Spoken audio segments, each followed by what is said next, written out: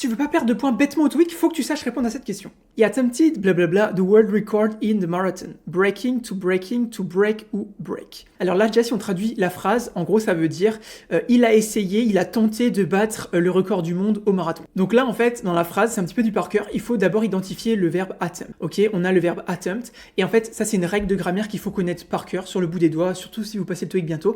Il faut savoir qu'après le verbe attempt, on a en général un infinitif. Ok, et non pas un gérondif. Un gérondif, qu'est-ce que c'est? C'est juste un verbe avec ing à la fin. Pour faire simple, hein, c'est un peu plus compliqué que ça, mais enfin, on fait simple, un verbe avec ing à la fin. Donc ouais, il faut savoir qu'en gros, après attempt, on a un infinitif. To breaking, ça va pas parce qu'on a tout plus le ing derrière. En général, ça se fait pas trop, sauf dans de rares exceptions, comme l'expression I look forward to avec un ing derrière. Donc si ça t'intéresse, va voir. On a fait des vidéos sur ce sujet-là. Break, c'est juste la base verbale. Et donc vraiment, le but de la question, c'est de savoir si vous maîtrisez l'infinitif vs les gérondifs après certains verbes. Ok, donc ça c'est une liste à apprendre par cœur, donc breaking ou to break, et c'était bien to break. Donc là tu vas me dire, ouais mais comment est-ce que je peux savoir entre les deux, parce que moi j'ai mis breaking.